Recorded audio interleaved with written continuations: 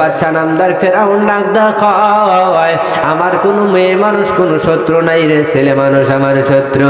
একজন মুসা কালিমুল্লাহ আসবে, এই মুসা নামে ছেলেটা আমার বাচ্চাই কেড়ে নেবে, আমার ক্ষমতা কেড়ে নেবে।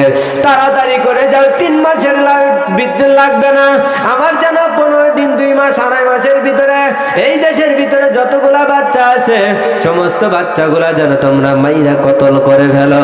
এবার বাচ্চা নামদারের যখন হুকুম হয়ে গেল, বাচ্চা নামদারের হুকুম হওয়ার পর হামান দল পল নিয়েছে, সেনাবাহিনী সিপাহীগুলা নিয়ে প্রত্যেকটা গ্রামে গ্রামে একেবারে চিরুনি অভিযান দিল।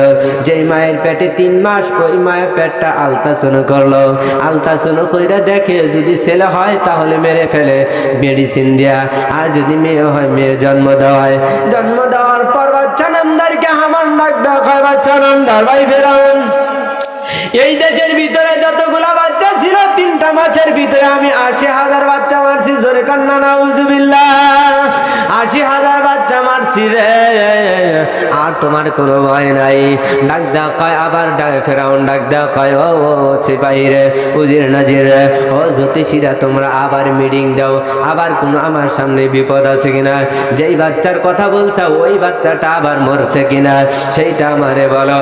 এবার উজির নাজির গুলা ডাক দেখায়, সিপাহী গুলা বলতেছে, ও জ্যোতিষীরা ভালো করে দেখো।